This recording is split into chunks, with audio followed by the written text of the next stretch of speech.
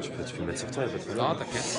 Bonjour, on est en direct de la Sauvagère avec Ibrahim, Nico, qui vont s'occuper des photos pour Nico et du Facebook Live pour Ibrahim. Donc n'hésitez pas à poser vos questions. Donc ici vous pouvez déjà constater, on est au parc de la Sauvagère, donc avec l'Agora Space et la cage métallique qui a été installée.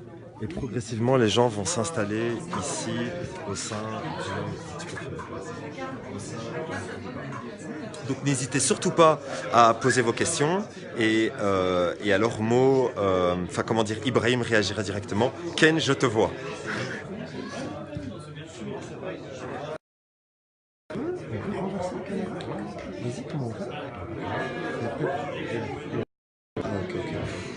Ok, parfait. Comment tu commences à filmer? Ah, ça filme? Là, ça filme. Ouais, ok. On va commencer tout doucement, s'il vous plaît.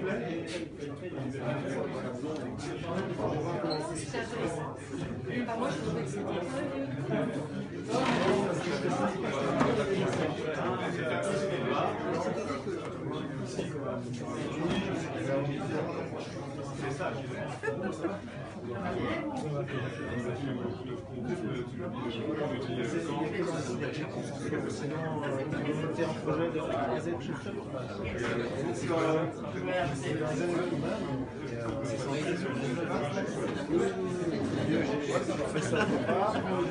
je me rappelle le titre, mais je voudrais me dire après que c'était lié quand je dis mais prends une photo. T'as compris que... Karan, ça va? C'est quoi? Non, c'est pas ça. T'as le micro? Voyez.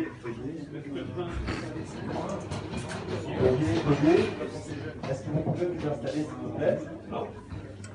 Même le chien. Alors, on a l'honneur d'accueillir Monsieur Delchef, président de la WBB, donc la Fédération Wallonie-Bruxelles. Je vous demanderai de vous installer. Madame Maëlle Bauer, qui représente Icolo Brown. Monsieur Emmanuel Depoc, qui représente Défi, tête de liste. C'est dire l'importance que la Sauvagère a.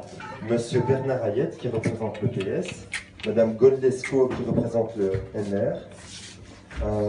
Et alors, nous attendons monsieur... Ah ben voilà, monsieur Nicolas, voilà, qui représente le CDH. Donc, je vous demanderai de vous installer, s'il vous plaît. Moi, je suis là pour tout en avant. Et monsieur Coates pour... Ah oui, pardon, je suis désolé. Monsieur Marc Coates, qui représente la liste... Marc Coates, qui représente la liste en avant. Il y a assez de place. Alors attendez, monsieur Delchef, je vais vous rajouter une place. Désolé.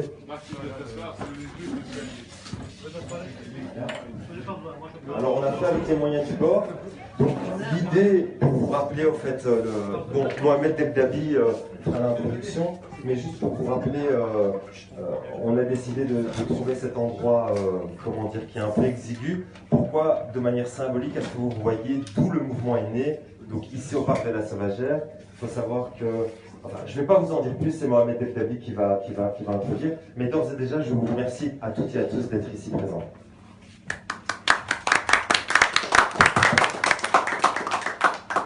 Eh bien, bonjour à tous. Donc, comme l'a dit mon collègue et ami, donc, je m'appelle Mohamed Debdabi. Donc, je suis coprésident et cofondateur de notre association qui est SOSC, qui veut dire Sauvagère Outdoor Structure Consulting, qui a pour but évidemment de promouvoir les infrastructures sportives en extérieur, à la base à Bruxelles. Donc, on remercie encore une fois tout le monde d'être là, notamment évidemment les personnes de la classe politique.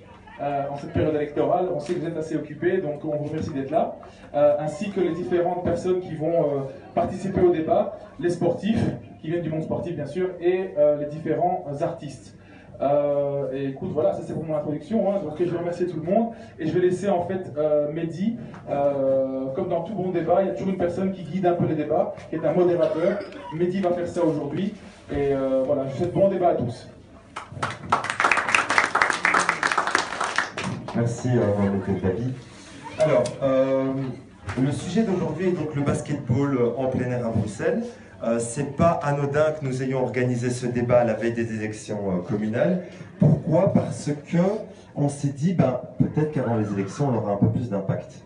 Et puisque les terrains de basket en plein air dépendent soit des communes et soit progressivement des régions, mais monsieur Stéphane Nicolas nous en parlera, on s'est dit, on va interpeller la classe politique pour leur demander quelle est leur vision à long terme des terrains de basket en plein air. Mais avant de vous demander votre avis et d'exposer votre programme, je demanderai à monsieur Delchef, que je remercie une nouvelle fois d'être présent, je lui demanderai de nous exposer l'importance grandissante que commence à prendre le basketball en plein air à travers le 3 contre 3. Et je soulignerai que notre équipe U18 hommes a été championne du monde et championne d'Europe, et que récemment nos U18 femmes ont été championnes d'Europe. Donc cela prend une importance très très grandissante. Voilà. On va vous donner un micro. Bien sûr. Merci. Bonsoir à toutes, mesdames, messieurs. Effectivement, le basket en plein air prend de plus en plus d'extension. Compte tenu du fait que le Comité olympique international décide à terme régulier de revoir l'inventaire des disciplines, et nous avons eu la chance en 2016 de pouvoir constater favorablement que le basket va connaître une autre dimension. À partir des Jeux olympiques en 2020 à Tokyo, nous aurons non seulement une compétition de 5 contre 5 traditionnelle où les États-Unis en feraient depuis bien longtemps, mais le 3x3 entre dans la grande famille des disciplines olympiques. C'est quoi le 3x3? Le 3x3, c'est du basket 3 contre 3 sur un demi-terrain. Un demi-terrain. Un demi-terrain, tout à fait. Et de ce fait, en Belgique, on a un petit peu pris le projet un petit peu dans le sens inverse, puisque nous avons d'abord créé des équipes nationales avant d'organiser ou d'envisager l'organisation de compétitions internes. Avec les résultats que vous connaissez, une Coupe du Monde gagnée en Chine l'année dernière, une Coupe d'Europe en 3x3 U18 également l'année dernière pour les garçons, permettrait d'ajouter que l'équipe belge participe aux Jeux olympiques de la jeunesse à partir de demain, en 3x3 à Buenos Aires en Argentine. Ce qui nous permet pour un petit pays comme nous, bien que nos dames nous sont, comment dirais-je, plus que satisfaits en terminant la Coupe du Monde à la 4e place la semaine dernière, et qui permet à tous des petits pays comme les nôtres de pouvoir envisager l'obtention d'une médaille olympique. Vous devez savoir que la participation à des Jeux olympiques constitue le rêve de tout sportif, toutes disciplines confondues, et pour nous, en tant que responsables du basketball belge, on peut se réjouir de ces premiers résultats. Partant de ce constat-là, nous allons revoir nos compétitions. Nous allons revoir nos compétitions, les compléter et avoir finalement des compétitions en 3x3 de manière croissante avec nos amis flamands. À cela, il faut ajouter que la Fédération internationale va revoir totalement la participation aux Coupes d'Europe, aux Coupes du Monde, puisqu'il faudra pouvoir y participer à terme, à partir de 2019, donc c'est demain, il faudra emmagasiner un certain nombre de points. Et les points sont acquis par les pays au prorata du nombre de tournois de 3x3 que nous allons organiser. Au plus d'activités 3x3 nous allons organiser, au plus de points nous allons gagner au ranking européen ou mondial, et c'est un passage obligé pour pouvoir aligner nos futures équipes nationales en compétition. Ce qui veut dire, toujours en aval, qu'au plus d'activités que nous allons créer dans les fédérations et dans nos clubs, à l'extérieur ou à l'intérieur, nous donnons une plus grande utilité à cette compétition, mais on participe également à l'effort commun pour permettre à nos meilleurs joueurs de pouvoir participer aux compétitions, qu'elles soient européennes ou mondiales. Ce qui me permet de dire, dans un premier temps, que si on augmente le nombre de terrains en plein air, si on donne la possibilité à nos jeunes et nos moins jeunes de pouvoir participer à des joutes de basket organisées sous le giron de la Fédération de basket, nous allons tous contribuer à pouvoir développer notre sport et à donner une chance aux meilleurs d'entre eux de pouvoir participer aux activités qu'ils souhaitent au niveau européen, continental et voire olympique. Ça, c'est le rêve de chacun. Parfait, parfait. D'ailleurs, je pense qu'on espère tous que, comment dire, les résultats qui ont été emmagasinés au niveau mondial et au niveau Europe se confirmeront au niveau olympique. C'est dire l'importance qu'effectivement, comme vous l'avez souligné, le basketball en plein air, d'où est né le 3 contre 3, prend toute son importance. Je me permettrai de rajouter aussi...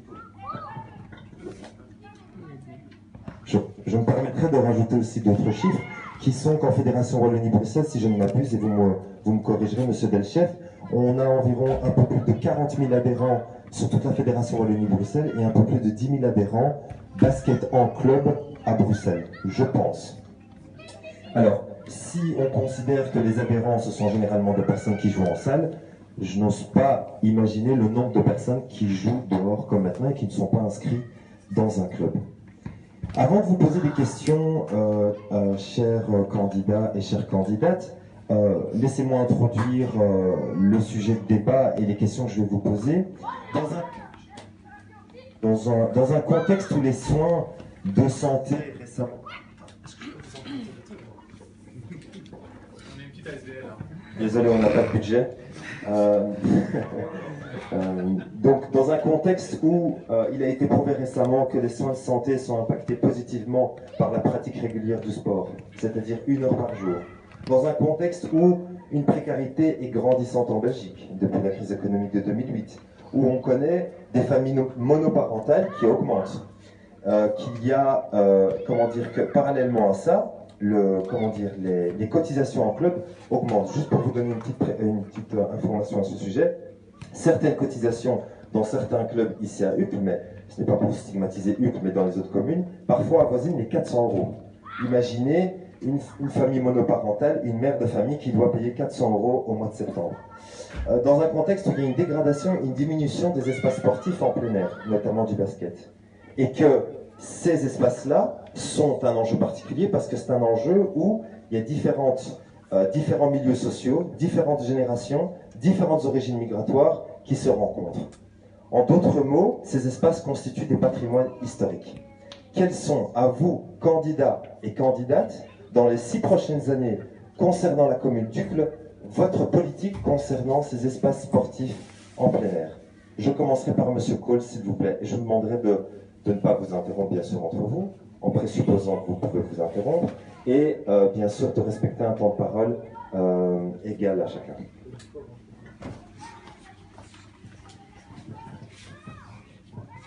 Oui, mais tout d'abord, vu que nous sommes au parc de la Sauvagère, je voudrais dire ceci, c'est que je pense qu'il n'y a que ceux qui ne font rien, qui ne décident rien, qui ne font jamais d'erreur. Disons, quand nous avons au collège, ma collègue de sport ici présente, on dit que tous et de bonne foi, nous avons cru que c'était bien ce qui avait été programmé ici. Et puis, on a vu que ça posait des problèmes pour les basketteurs, pour faire des matchs, et donc, je pense que les choses vont être modifiées et corrigées à cet égard-là, et je crois que c'est une bonne chose, parce que je pense que toutes les partis politiques ici, au-delà de leur clivage, sont soucieux, effectivement, qu'il y ait des terrains en plein air. En ce qui nous concerne à Uccle en avant, ce que nous souhaitons, c'est notamment que l'on rénove à un moment donné la montagne de Saint-Jean, avec un terrain de basket là-bas, et qu'il y a des travaux à faire. Il manque aussi une plaine de jeux pour adolescents, pour jeunes, pour pouvoir faire du sport dans le monde. Il y a moyen, en discutant avec la société ABC, s'ils ne doivent rien payer, sans doute d'avoir à disposition un certain nombre de terrains, en tout cas un terrain qui permettrait de créer une infrastructure sportive. Il n'y a pas les subsides qui peuvent être obtenus, notamment au niveau régional, parce que le basket a un avantage, c'est que c'est un sport qui ne va pas se pratiquer en trop grand nombre. Et donc c'est très facile.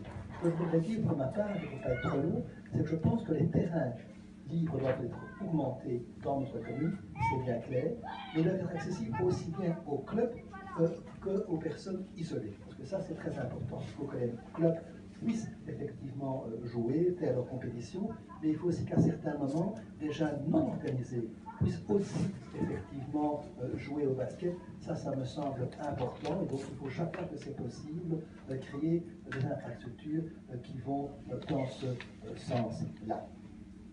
Je vous remercie. Ça a été très bien. Si je peux juste vous demander de vous rapprocher du micro et de parler un peu plus fort lorsque le micro reviendra vers vous. Je vous remercie. Si vous pouvez passer la parole à M. Coles. Pardon, à M. Deboc. Oui. Vous m'excuserez. Pas de souci. Voilà, je voudrais vous remercier de nous avoir invités à ce débat, et puis je voudrais aussi saluer votre action, puisque vous vous êtes battu pour faire entendre votre cause et finalement pour donner finalement un véritable écho, un rebond, un vrai rebond au basket et le basket en plein air en fait, parce qu'ici moi je ne savais pas très honnêtement que vous pratiquiez le basket de manière fréquente depuis de nombreuses années, et donc l'interpellation citoyenne que vous avez introduite il y a quelques mois a été l'occasion finalement de véritablement mobiliser. Et j'ai appris que j'avais beaucoup d'amis finalement dans mes copains Facebook qui étaient des basketteurs en plein air ou qui étaient passés par ce terrain. Et je trouve que c'est assez intéressant, et que la dynamique de la participation citoyenne, c'est aussi à un moment donné d'exprimer des coups de gueule, comme vous avez pu le vivre, et d'interpeller les élus. Moi, très honnêtement, je n'avais pas suivi de manière très précise le fait qu'on mettait un terrain de basket qui était rétréci, parce que c'est clairement un terrain de basket rétréci pour enfants, plus que pour adultes. Et je trouve effectivement que la dimension que vous avez donnée à ce débat, et le fait de pouvoir aujourd'hui s'extraire de ce débat et d'en faire un débat électoral au-delà de ce quartier-ci, et de dire, ben voilà, la pratique du sport, pas seulement en salle, mais en extérieur, parce que finalement c'est revenir aux fondamentaux. C'est la pratique du sport, elle s'est créée dehors avant d'être ce qu'elle est. Je trouve qu'il y a une belle dynamique sous-jacente. Alors, je vais peut-être essayer de décloisonner moi aussi. Je pense qu'on pourrait être très créatif et imaginer ensemble un certain nombre de solutions. C'est vrai qu'aujourd'hui, tout le monde met dans ses programmes politiques budget participatif. Il faut que ce soit une réalité. Il faut que quand on décide à un moment donné de faire un investissement dans un quartier, quel qu'il soit, on puisse en discuter avec les riverains, avec ceux et celles qui vont venir aussi jouer sur ce terrain ou profiter de cette infrastructure, et de voir effectivement si ce que l'on fait correspond bien aux attentes. Alors, est-ce que l'investissement doit suivre la demande ou le précéder? Ça, c'est intéressant comme débat aussi, parce que je pense qu'il ne faut pas en mettre partout. Il faut le faire de manière la plus intelligente possible et bien réfléchir où on le met, et le concevoir de manière polyvalente. Elle est petite, elle est grande. Il y a des terrains qui s'y prêtent plus à telle activité et d'autres à d'autres activités. Mais parfois aussi, précéder la demande, c'est finalement renforcer la demande, l'attirer. C'est vrai que s'il n'y a pas de terrain, ben, il ne peut pas y avoir de demande. Vous n'aurez pas à ce moment-là des gens qui seront prêts à pratiquer un sport et se découvrir peut-être des talents. Je pense aussi à la réquisition des lieux privés. Il y a énormément de parkings dans notre commune.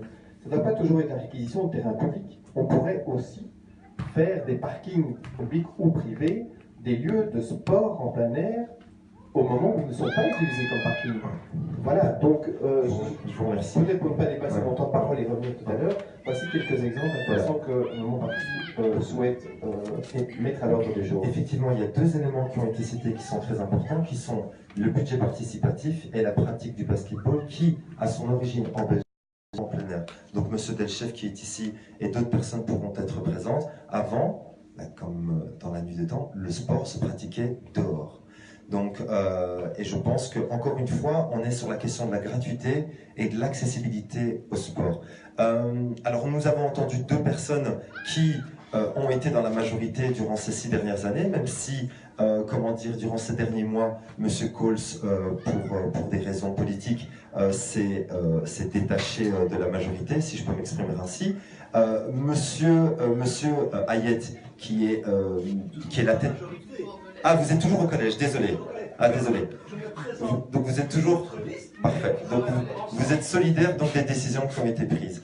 Donc, monsieur Hayet qui fait partie de l'opposition et tête de liste PS, comment pouvez-vous rebondir sur ces questions qui ont été juste avant moi? Lorsque vous étiez venu nous présenter votre interpellation au Conseil communal, nous vous avions soutenu.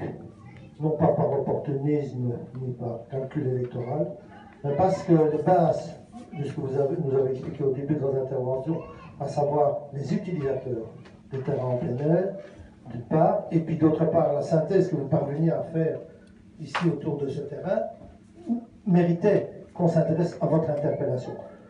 Nous n'avons pas regretté que la commune décide de doter le parc de la Sauvagère d'une infrastructure. Ce que nous avions regretté lors de votre intervention, c'est que vous n'aviez pas été consulté. Vous n'avez pas été consulté et on vous avait mis dans des conditions qui n'étaient pas acceptables. Et donc ce n'est pas l'engin sportif qui nous embête. Ce qui nous embêtait, c'est que on vous privait finalement d'un endroit, vous, et puis vos congénères, et puis les jeunes qui n'ont rien d'autre pour pouvoir s'exprimer. Et donc la solution qui vous avait été proposée de vous installer près de l'étang, je pense, ne vous convenait pas, parce que c'était un terrain qui pouvait être dangereux, c'était un terrain qui ne vous permettait pas de faire du sport. Donc c'était dommage de vous consulter lorsque les travaux étaient terminés. Alors, ce que nous proposons, nous, c'est, on constate quand même que les situations que vous décrivez, à savoir la précarité de plus en plus importante d'une partie de la population, le manque d'infrastructures pour les jeunes, on constate que c'est de plus en plus important pour tous ces territoires. Donc on voudrait travailler sur un plan d'action pour le sport. Offrir des infrastructures aux citoyens et en particulier aux jeunes pour pouvoir faire leur sport. Il y a d'autres communes qui ont la possibilité. Je pense que c'est une volonté politique, je pense que c'est un choix. Je salue les actions qui sont faites par les chefs des sports aussi présents. Je crois que c'est investi dans le sport de manière importante, mais nous regrettons que ça ne soit pas fait avec les principaux utilisateurs, en l'occurrence le basket. Un plan sport et un plan d'action de sport pour permettre à tout le monde d'avoir les mêmes chances de pratiquer le sport. Je vous remercie. Alors, écolo qui se trouve aussi dans l'opposition, Madame Maëlle de Brouwer, deuxième journaliste écolo qui se trouve également donc, dans l'opposition, comme je l'ai dit. Lors de notre interpellation citoyenne, vous avez donc pointé du doigt effectivement ce manque de concertation citoyenne préalable à la construction de cet Agora Space que nous, dans l'association, je vais quand même je suis modérateur, donc je dois être modéré dans mes propos, qu'on considère comme étant une cage métallique, un peu fourre-tout, avec tout le respect que j'ai pour les personnes qui construisent ce genre de choses. Quelle est votre position par rapport à cela? Oui, merci. Alors, notre position, évidemment, le manque de consultation citoyenne et le manque d'écoute surtout.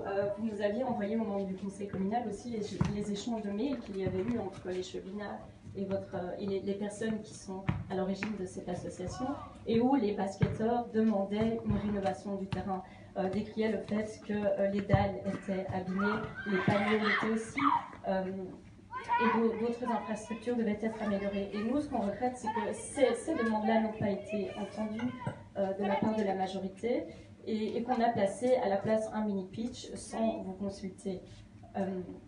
Voilà, donc tous, écolo, ce qu'on demande, écolo Groen ici, pour le sport de manière plus générale, c'est par exemple qu'il y ait soit un conseil, soit une assemblée où les différents clubs sportifs communaux, avec les citoyens et les citoyennes qui le souhaitent, puissent se réunir, discuter et porter leurs propositions vers la majorité. Ce qu'on demande aussi dans notre programme, c'est qu'il y ait plus d'air sportif, et ça comprend évidemment les terrains de basket. Ce qu'on aurait fait si il fallait créer un mini-pitch, si les gens étaient demandeuses, on ne l'aurait pas mis sur un terrain déjà existant, sachant que le nombre de terrains de basket a diminué à Uccle. Avant, on avait un terrain à Saint-Job, on avait un terrain au Vivier-d'Oie, et on trouve dommage, alors que le nombre de ces terrains de basket en plein air diminue, d'encore venir prendre sur cet espace et empêcher les basketteurs, les basketteuses de les employer.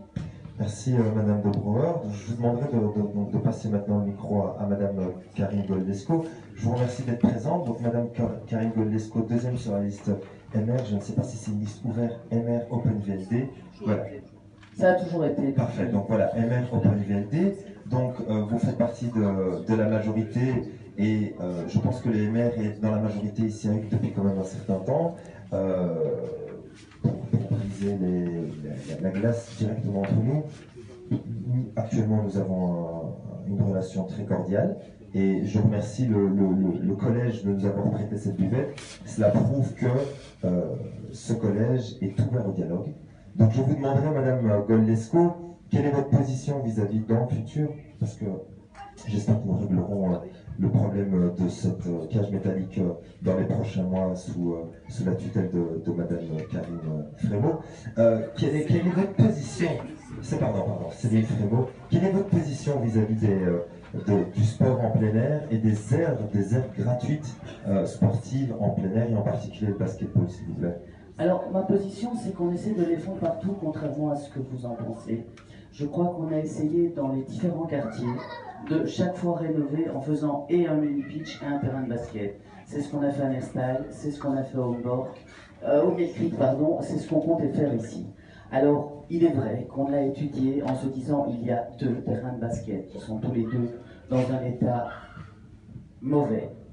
Et en pensant que comme la plaine de jeu pour les enfants était en haut, il nous a semblé, peut-être à tort, et j'assume, moi je crois que, comme disait ma maman quand on était petite, on ne fait pas d'omelette sans casser des œufs, il y a que ceux qui ne font rien, qui ne se trompent jamais. Mais nous avons pensé qu'il était plus logique de mettre le mini-pitch qui s'adresse à des plus jeunes, en haut, près de la plaine de jeu, et de mettre le terrain de basket ouvert à ceux qui s'adressent à des plus grands, en bas, qui est un peu à l'écart et qui est en plus plus près de l'eau, ce qui paraît plus logique de mettre des adultes plutôt que des enfants.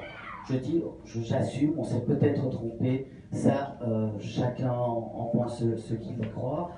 Alors, vous dire pourquoi il y a un problème dans votre question que je me pose, et dans ce que monsieur a dit également, vous parlez de clubs qui jouent en plein air.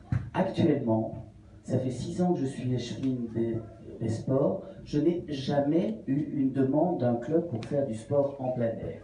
Nous avons des clubs qui jouent au basket, au volley, au frisbee, au hockey, au football, sur nos terrains, et ceux-là, nous les connaissons et nous leur allouons un certain nombre d'heures ouvertes. Si il faut commencer à avoir des clubs sur le plein air, va se poser un autre débat. Est-ce que les clubs vont réserver des heures sur les terrains en plein air qui sont censés être ouverts à tous? Est-ce qu'il va devoir y avoir une gestion? Est-ce qu'à un moment, on va devoir dire le terrain est en plein air pour tout le monde, et puis à un moment dire le terrain est en plein air, mais en plein air juste pour un club qui l'a réservé? Donc tout ça, c'est une demande que nous n'avons jamais eue en 6 ans. Alors vous me dites, et je m'en réjouis que nous sommes champions du monde, qu'on va aller aux Jeux Olympiques, je n'ai jamais eu une demande d'un club. Donc on ne s'est même jamais posé cette question-là, de se dire, tiens, les aires ouvertes qui existent au Mill Creek, qui existent à Nerstal, on nous a demandé de retaper celui qui existe à la montagne de Saint-Job, et il y a des nouveaux panneaux qui sont commandés et on va remarquer les lignes. Est-ce qu'on va devoir le réserver à des clubs ou, comme c'est actuellement, c'est ouvert à tous? C'est une question qu'on ne s'est jamais posée parce qu'on ne l'a jamais eue. Et donc, c'est effectivement une chose qu'on va peut-être devoir se poser. Est-ce qu'un terrain en plein air va devoir être réservé à certains, comme le sont des terrains dans les salles? On vous remercie. J'ai noté que M. Delchef a pris note. Vous pourrez en parler avec... je crois qu'il vous répondra par la suite. Mais par exemple, si on prend la commune de Mille-Bruxelles, M. Marius pourra pourra vous en parler. De plus en plus, l'espace public maintenant fait l'objet de demandes de la part des fédérations pour pouvoir organiser des 3 contre 3 en plein air. Et l'idée est que si nous avons des terrains de basket qui seront de très bonne qualité, ça nous coûtera moins cher parce qu'on pourra déjà utiliser les 20 infrastructures sportives relatives au basketball qui sont déjà présentes. Mais M. Delchef, je pense, vous répondra, et je pense que la commune d'Uccle, effectivement, recevra ce type de demande dans les prochaines années. M.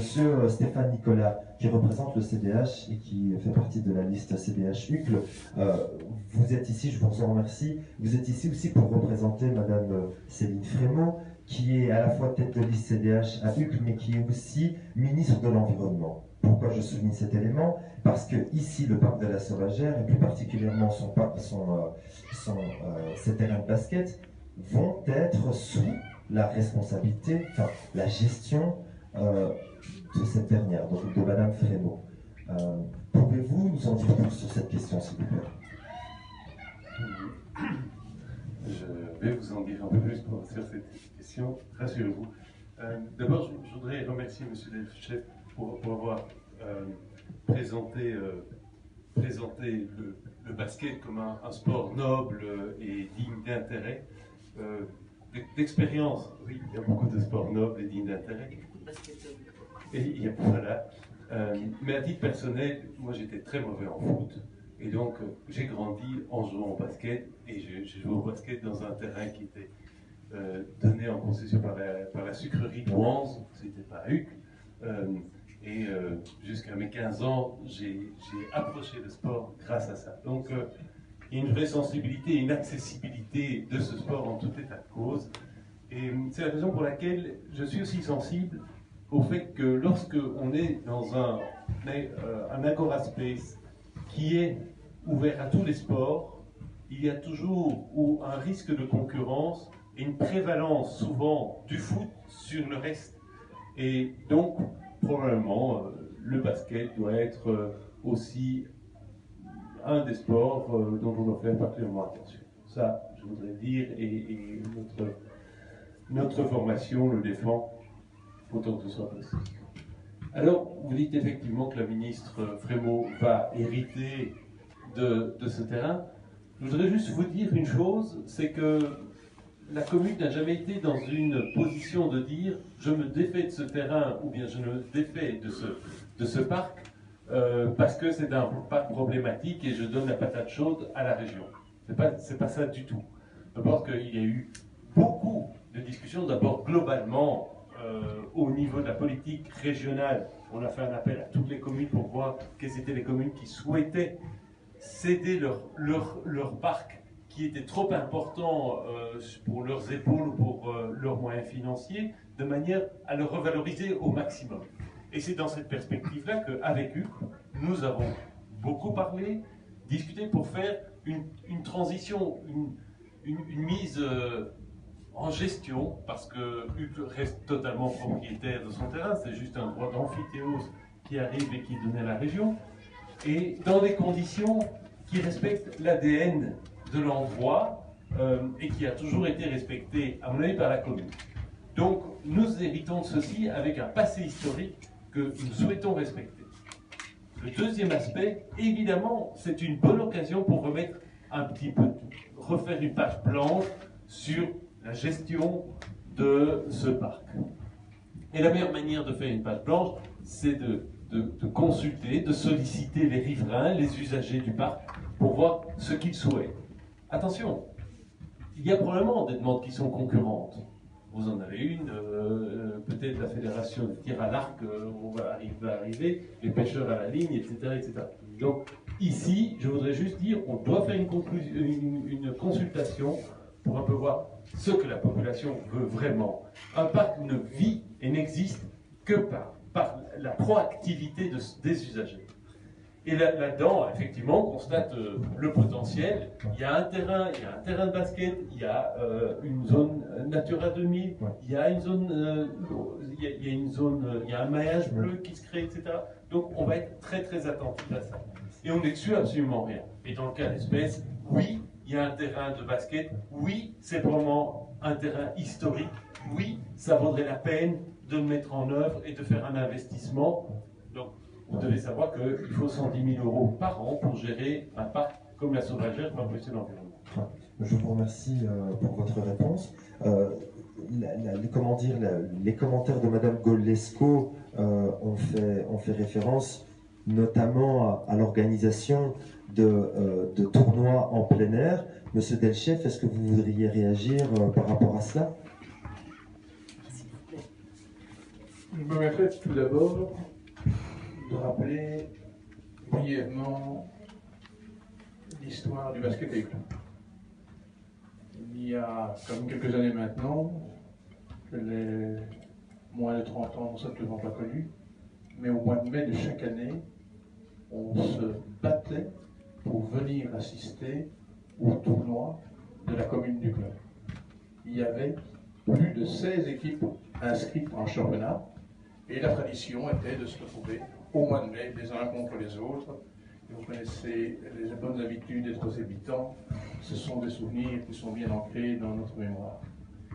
Ici, on a évolué, et vous avez tout à fait raison de dire que les demandes ne sont pas, ont disparu quant à jouer au basket en plein air.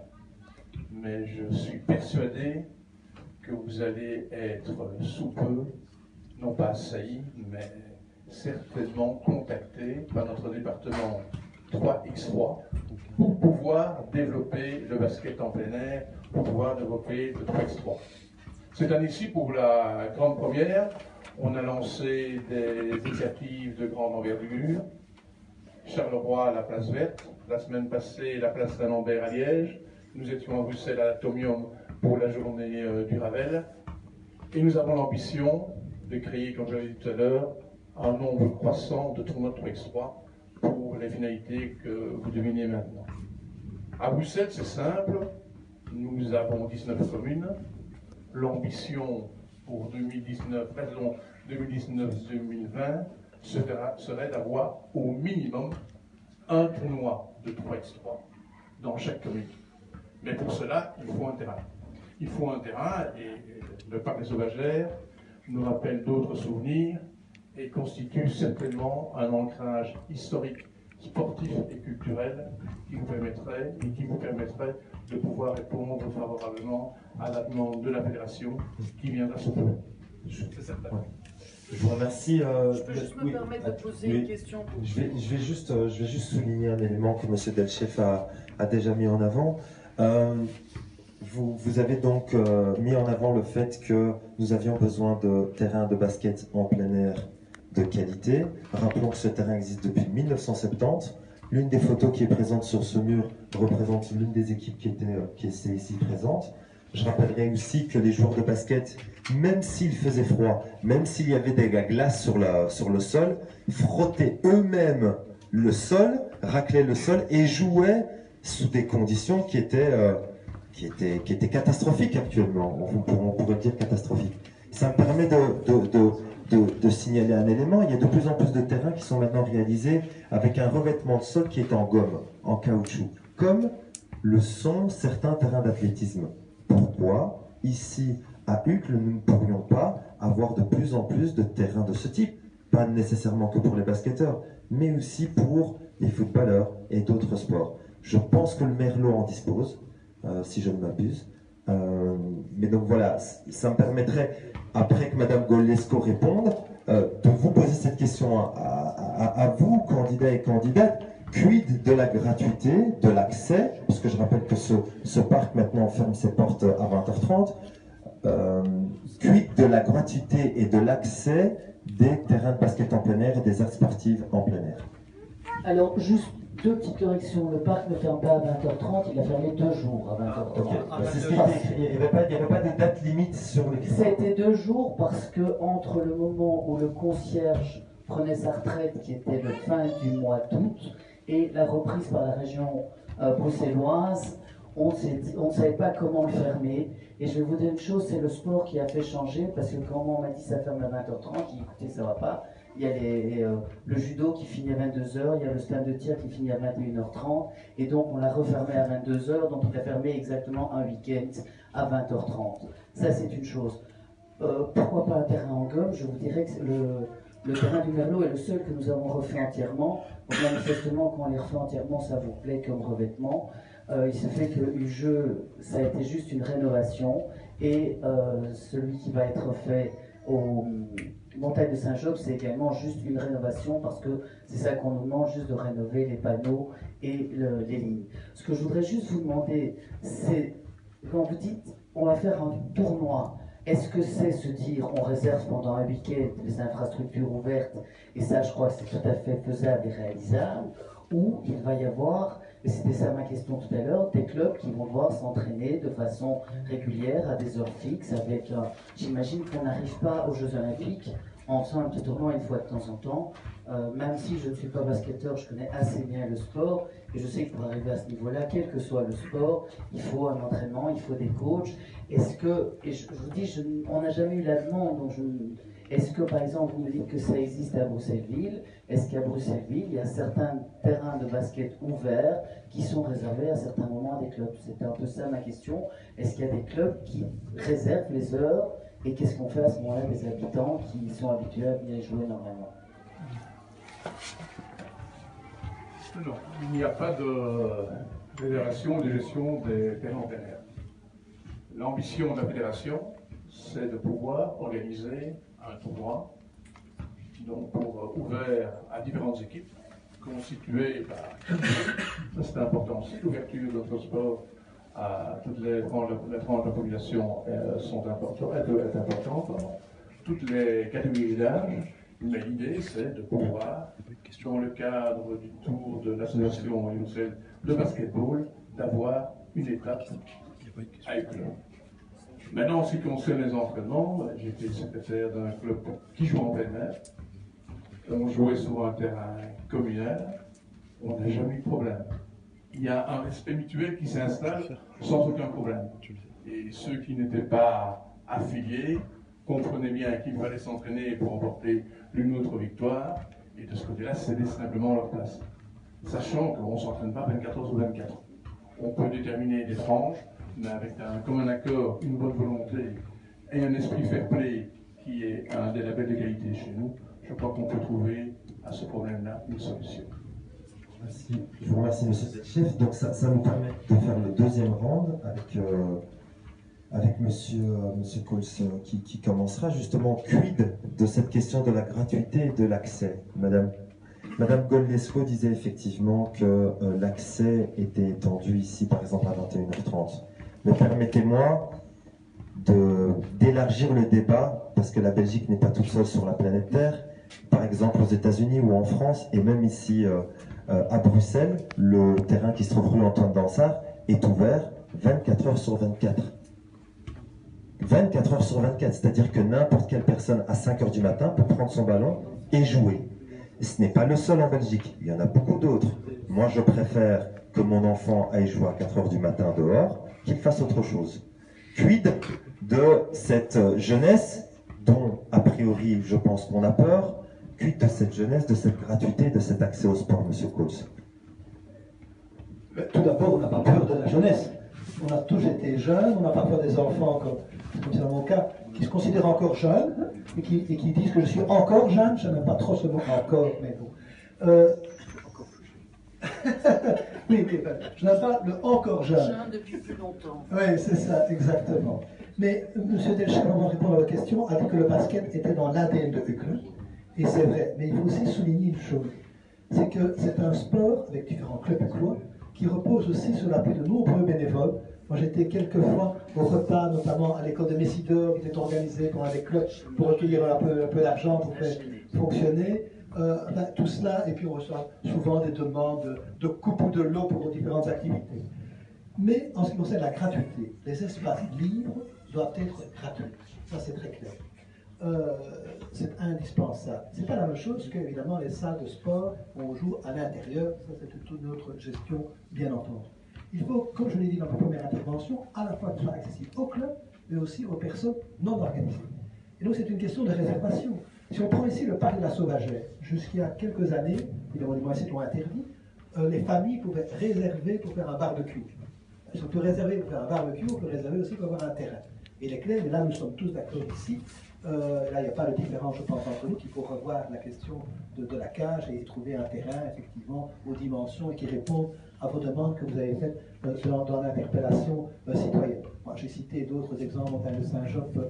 Là, je pense qu'on peut, c'est ouvert 24 heures sur 24 à la Montagne de Saint-Jope. Maintenant, quand on gère un parc et qu'un terrain est dans un parc, c'est beaucoup plus délicat.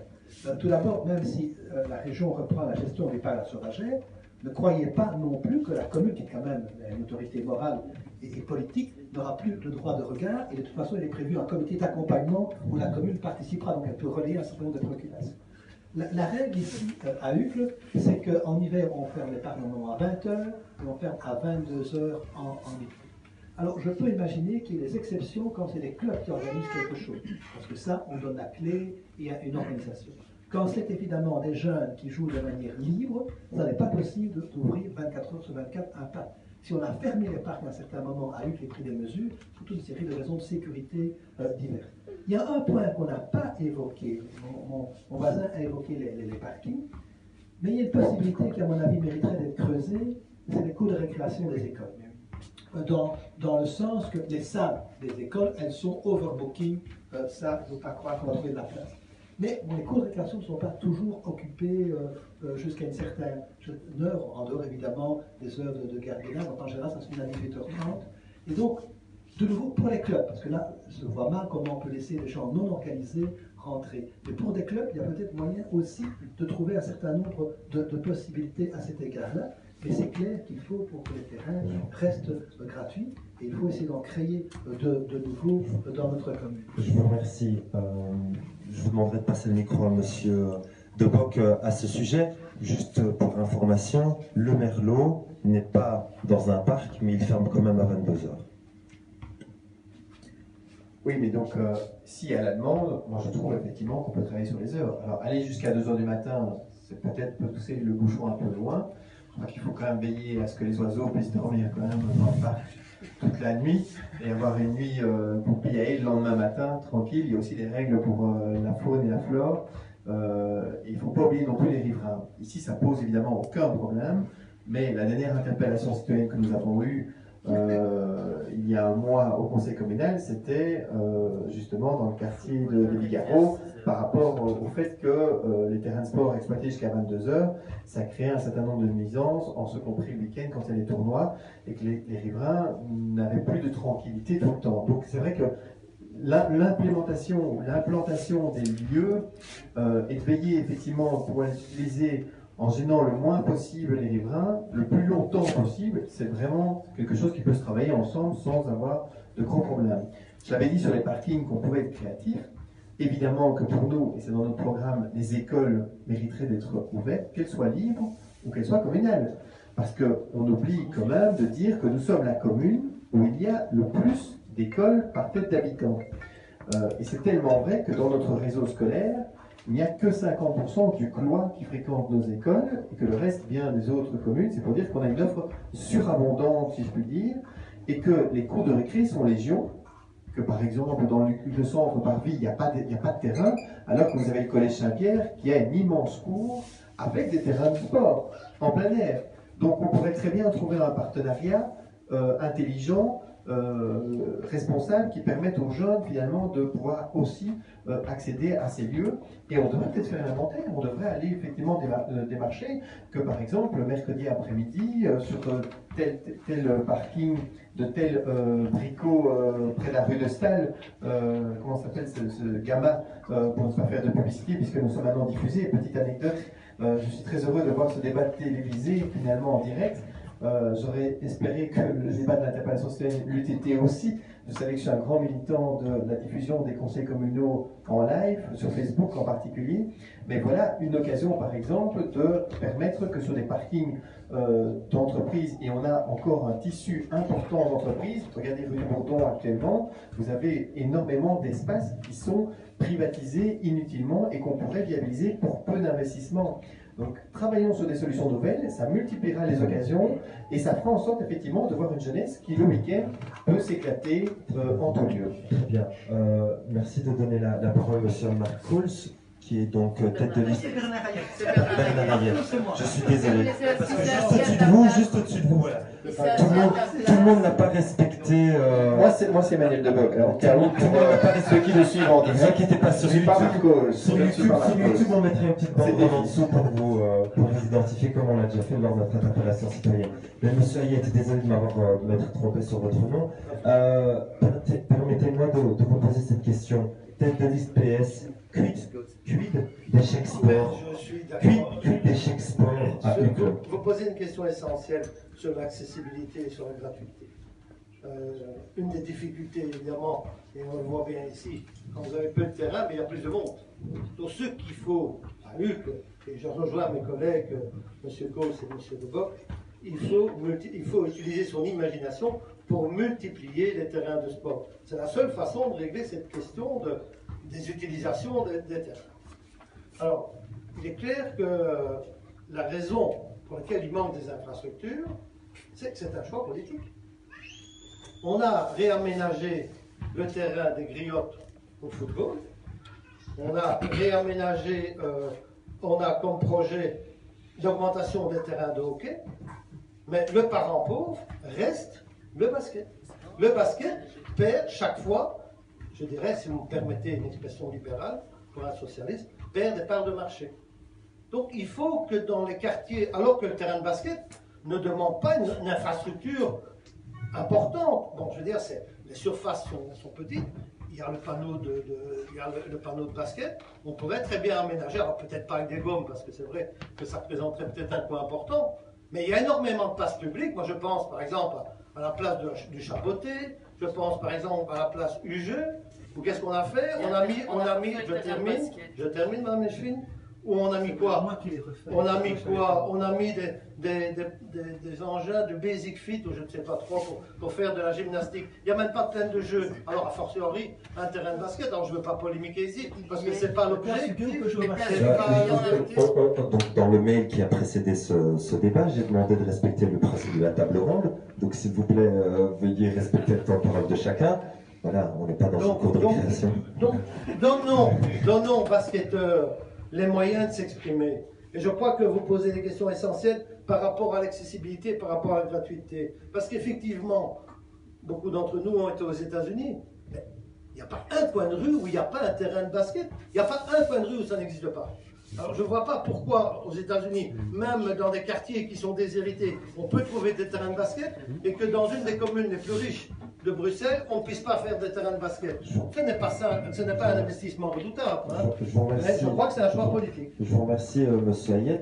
Qu'en pense Madame Maëlle? Est-ce que je peux juste répondre et je repasse la parole à Maëlle après? Ok, donc vous cédez vos temps de parole par la suite. Voilà. Ouais, parfait. Je voulais juste dire que M. Hayet va plus aux États-Unis que Place du Jeu, parce qu'on a refait le terrain de basket cette année.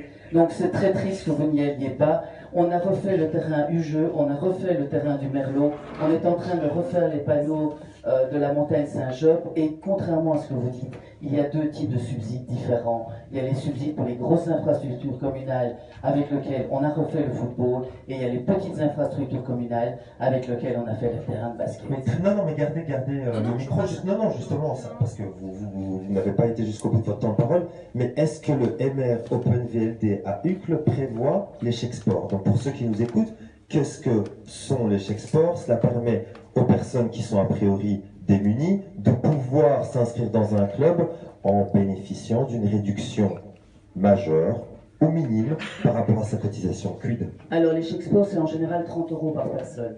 Alors pour l'instant, on ne privilégie pas le chèque sport. Ce qu'on privilégie, c'est dans les clubs qui jouent dans nos infrastructures.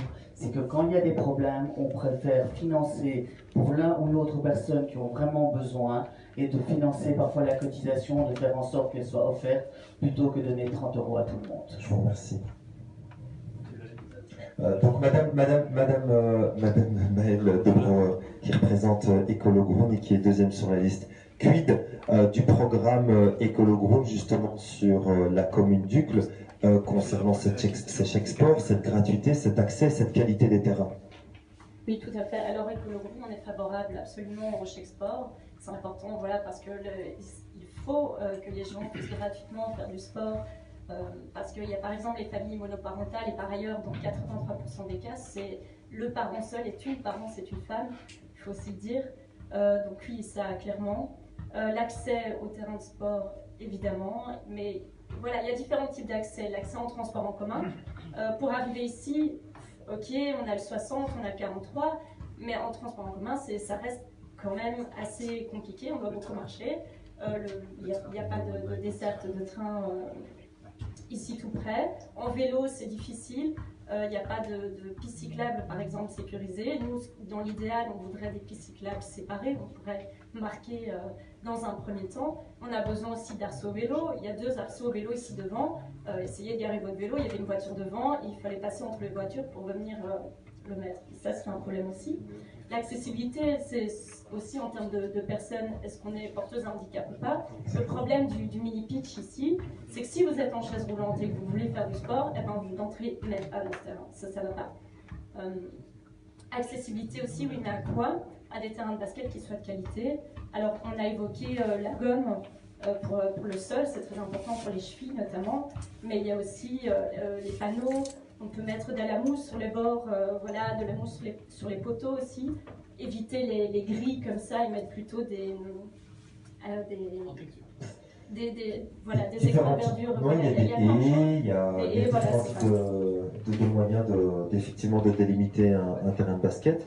Vous voulez peut-être terminer oui, par un terminer que ces terrains doivent être... Enfin, pour que les terrains soient de qualité, il faut qu'on écoute les personnes qui ont une expertise, et donc les gens qui pratiquent le basket, que ce soit les fédérations, que ce soit voilà, les amateurs, les amatrices. Je vous remercie. Je vous demanderai de passer le micro à M. Stéphane Nicolas, CDH. Quid, qu'en est-il de votre programme concernant la gratuité, l'accès et la qualité des terrains en plein air? Alors, évidemment, le CDH veut assurer l'accessibilité, qu'elle soit économique ou qu'elle soit physique. Ça, c'est incontestable. Et plus c'est accessible, mieux c'est. On sait très bien que l'accessibilité à un terrain de sport, c'est un vecteur de développement personnel. Donc, évidemment, sous quelque forme que ce soit, on n'a pas d'exclusive. Mais on doit le rendre accessible tant financièrement que physiquement.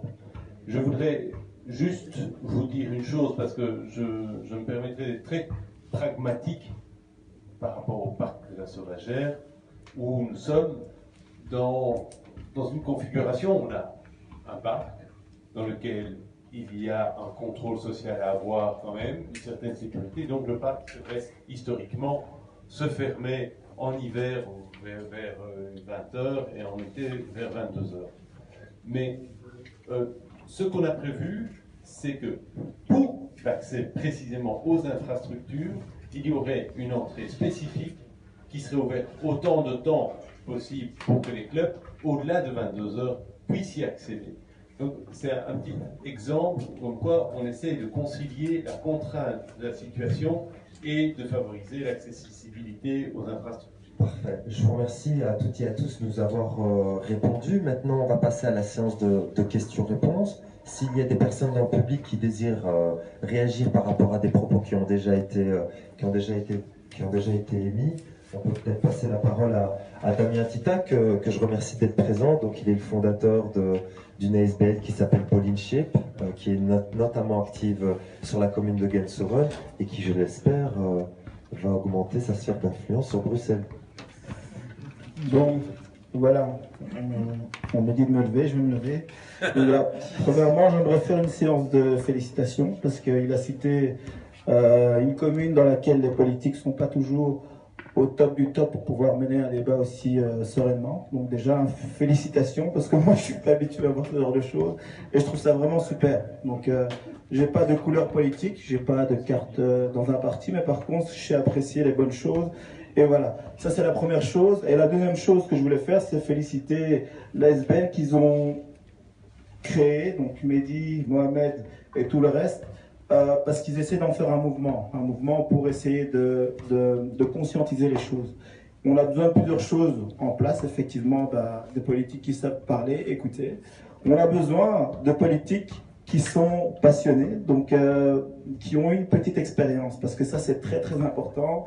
Il y en a qui ont peut-être fait du hockey, d'autres qui ont peut-être fait du foot, il y en a qui ont fait de... Mais une fois que vous avez une petite expérience dans un sport, vous avez quelque part un autre œil. Et là j'aimerais bien, on ne fait pas de politique ici, mais je sais que Olivier, Marius et d'autres, je ne sais pas, en tout cas, Stéphane est parti ? Ah, ok. Ces gens ont, entre guillemets, aussi maintenant, moi je ne vais pas vous mentir, j'observe tout ce qui se fait, je n'ai pas parlé de leur groupement politique, je sais juste qu'ils sont dedans, mais je sais qu'ils ont une expérience et une expertise quelque part et qu'ils vont pouvoir aider. Et là je pense que ça devient quelque chose de super intéressant de savoir qu'il y a des ASBL qui sont maintenant en train de se professionnaliser dans le conseil, donc c'est une sorte de consulting. On a des politiques qui sont dedans depuis pas mal d'années et qui savent très bien ce qu'il faut faire pour avoir la satisfaction des utilisateurs et des clubs. Donc ça c'est quelque chose que je trouve super intéressant aussi. Et alors la cerise sur le gâteau, c'est Monsieur Delchef qui vient jusqu'ici pour écouter et apporter de l'information. Vous avez tout au fait ici pour pouvoir comprendre et agir. Donc moi là-dessus je suis super impressionné et je voulais vraiment féliciter pour entre guillemets, cette initiative elle est super. De toute façon, tout basketteur aime bien le foot en général, donc on n'a pas de souci. Ici à Hugues, j'entends qu'il y a du hockey, je sais qu'il y a d'autres communes, il y a beaucoup de hockey, mais par contre, le basket, je trouve qu'il mérite plus que ce qu'on a actuellement comme infrastructure et surtout la manière dont les choses se développent. Je vais essayer de terminer, mais je voulais vraiment souligner certaines choses. Le CEDELCHEF est en train d'exposer effectivement des programmes qui m'intéressent beaucoup. D'ailleurs, j'aimerais bien à un moment donné aussi vous interpeller à ce niveau-là. La deuxième chose, c'est qu'il est en train d'exposer aussi quelque chose. Quand il y a Anne, je ne sais plus comment elle s'appelait, qui a gagné en athlétisme, soit à la pêche ou soit en hauteur, je ne sais plus, on s'est intéressé, on a dit, ah, on a une championne du monde. Au fait, le basket, déjà, c'est un sport super, mais en plus, on commence à avoir des grosses performances. On a besoin d'avoir tout le monde derrière nous pour continuer à encourager ces choses-là. Et effectivement, moi, je suis super content et je remercie encore Mehdi et Mohamed de nous aider. Et voilà. Donc, pour terminer, j'aimerais juste vous dire, j'espère que c'est un mouvement qui est en train de grandir, qui va vous permettre d'aller vers les consultants et qui vous permettra de prendre des bonnes décisions pour avoir des bonnes infrastructures sportives de basketteurs comme on les aime. Merci. C'est plus un commentaire et des éloges qu'une question, mais merci Damien. Est-ce que quelqu'un aurait une question et on terminera avec cette question parce qu'on est très en retard sur le délai. Est-ce que quelqu'un a une question? Tu peux poser la question, mais du moment qu'elle soit neutre. J'espère que ma question sera neutre. En fait, j'aimerais juste savoir, est-ce que vous avez une idée des chiffres au niveau de l'investissement des infrastructures qu'il y a, par exemple, pour le basketball à Uccle, vu qu'on parle de Uccle ici, par rapport au hockey, par rapport au football, qui a eu ces 6 dernières années? Par rapport au hockey, c'est très simple. Le hockey n'a pas d'investissement communal, ce sont tous des clubs privés. Alors c'est très difficile de faire l'investissement exact pour le basket parce que c'est l'investissement qu'il y a dans nos salles. Parce que comme vous le savez, nos salles sont multisports. C'est-à-dire qu'il y a des moments où on joue au basket, à des moments où on joue au volley, au badminton. Alors juste pour vous dire, on a refait totalement la salle de Saint-Jope. On vient de refaire le toit de la salle de Nerstal. JVO, on a refait tous les égouts et le sol. Et il y a encore la salle Stroban qui est dans un état mauvais et que nous devons refaire intégralement. Mais vous dire exactement quel est l'investissement pour le basket, c'est tout à fait impossible à dire. Par contre, sur les petites infrastructures communales, on a refait effectivement 2 terrains de basket et on refait le 3e. Et nous avons installé, n'en déplaise à M. Hayet, également des appareils de fitness ouverts à tous et des tas de ping-pong. Merci, heureusement que vous les connaissez. Je vous remercie. Et sur le foot, pardon, excusez-moi, il est vrai qu'on a fait un énorme investissement parce que les 2 terrains des Griottes étaient toujours des terrains en herbe et ont été transformés en terrains en synthétique et on doit refaire les vestiaires. Effectivement, les Griottes a eu un très très gros investissement. Parfait. Je vous remercie Madame Godescu. Je vous demanderai juste alors de terminer par un mot ce débat parce qu'on doit enchaîner avec la commune de Bruxelles. Sur justement ce budget communal, Mohamed Debdabi l'a évoqué. Est-ce qu'à l'avenir, il ne faudrait pas peut-être augmenter ce budget communal concernant le sport et concernant le sport qui se pratique en plein air? Est-ce que les autres intervenants veulent bien réagir dessus? Madame Godescu, je vous demanderai de passer la parole à... Je suis désolé. J'ai vu. J'ose pas répondre parce que je pense que j'ai dépassé mon temps de parole. Non, mais concrètement, je crois qu'on a veillé au niveau régional parce qu'il y a un tandem budget régional, budget communal à avoir dans toutes les infrastructures sportives. Vous le savez, la NAN a lancé un nouvel appel à projet à destination des communes. Nous avons spécifiquement, et on a passé ça au gouvernement la semaine dernière, on a spécifiquement demandé que le délai pour rendre les projets ne soit pas fixé au 15 décembre, ce qui est le délai habituel, mais en février 2019, justement pour permettre aux communes de développer les initiatives. Et donc voilà, sans dire de chiffres, je crois qu'il y a une dynamique pour favoriser évidemment les investissements sur les infrastructures sportives. Très bien. Une réaction là-dessus et ça sera le. Je dirais juste qu'on n'a pas raté un seul euro des subsides. On a rentré des projets pour tout et on les a d'ailleurs reçus. Alors sur le budget, dans le programme d'Écolo Brune, on a aussi le budget participatif qui permet donc à des personnes de venir de proposer on veut investir de l'argent dans tel projet. On l'a demandé lors de cette mandature, et ça a été refusé par la majorité. Mais on est très heureux de voir que maintenant d'autres partis trouvent l'idée bonne et l'inscrivent dans leur programme. C'est bien. Juste un petit commentaire en termes de moyens, on peut aussi donner des moyens financiers, humains, matériels. Par exemple, si on remet en tout cas dans notre programme, il est écrit qu'on veut dépasser l'Agora Space et mettre un terrain de basket ici, mais on peut aussi permettre aux utilisateurs et utilisatrices d'avoir accès au vestiaire, d'avoir un point d'eau potable et d'autres matériaux. Je vous remercie. Monsieur Ayat. Oui, juste pour vous dire que, bon, au-delà des subsides qui sont accordés par la commune sur certains clubs de sport, et c'est vrai qu'il y a un effort qui est fait, au-delà des infrastructures, des grosses infrastructures, je crois qu'il faut, avec une commission consultative, répondre à la demande des citoyens et voir avec eux quelles sont les possibilités que l'on peut de multiplier les pratiques de sport dans les différents quartiers de cette commune. Très bien, merci Monsieur Ayat, Monsieur Debord. Oui, donc je trouve effectivement que c'est important d'accorder une importance effectivement sur cette créativité à mettre des salles de sport en plein air. J'appelle ça une salle quelque part parce que oui, le terrain, c'est un espace qui permet effectivement de pratiquer son sport en toute quiétude. Et je voudrais peut-être élargir au-delà du basketball parce que je pense que la dynamique, elle vaut aussi pour le tennis en réalité. Parce que pratiquer aujourd'hui le tennis en plein air, en dehors d'un club sportif existant, c'est pas possible. Et donc ça coûte effectivement beaucoup d'argent. Donc peut-être travailler sur la dimension d'un terrain qui soit peut-être dédicacé à plusieurs sports.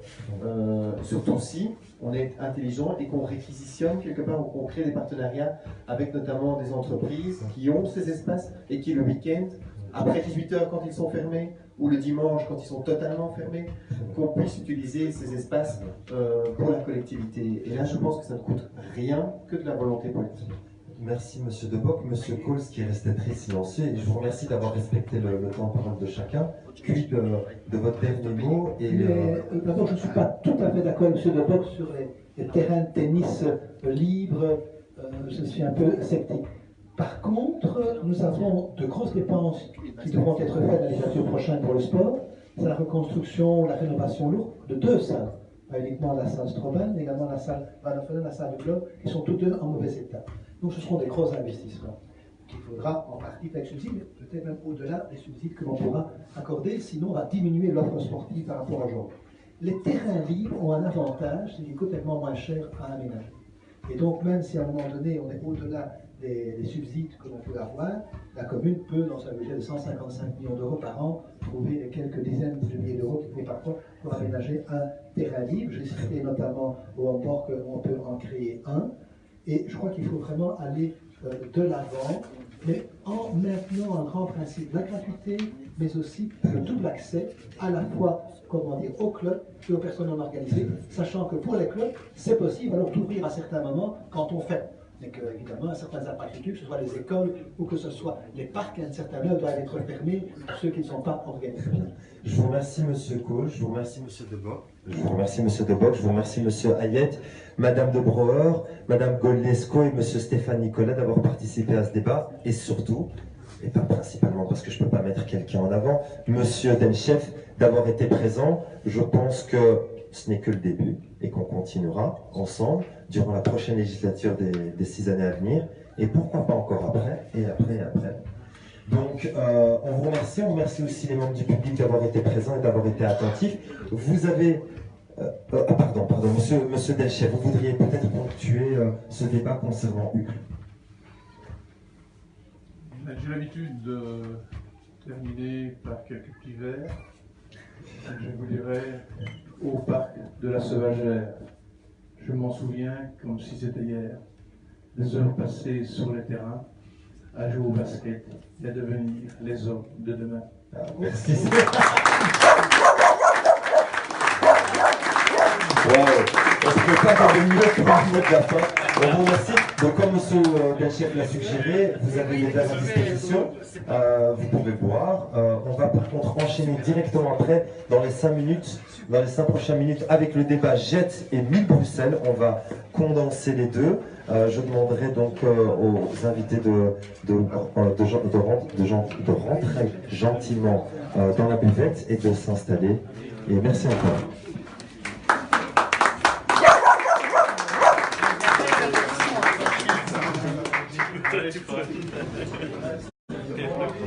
Un peu spécial.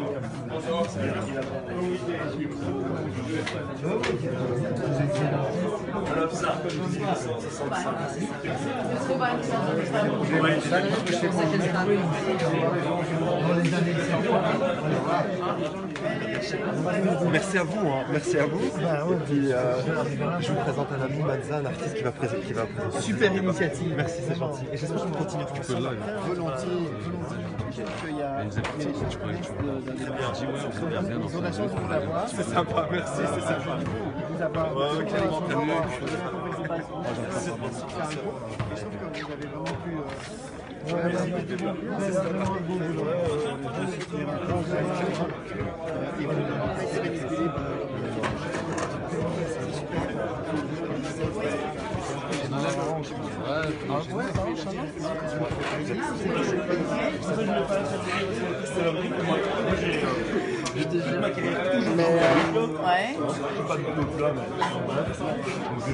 Toutes les salles,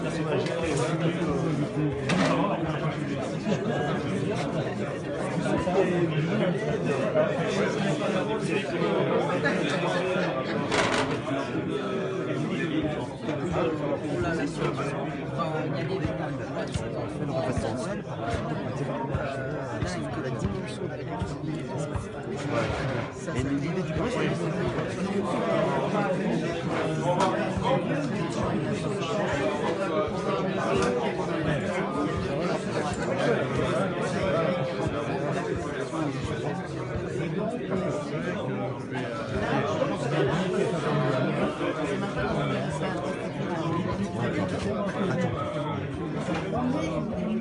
donc d'abord merci à Nico d'avoir filmé durant tout ce Facebook Live avec Ibrahim.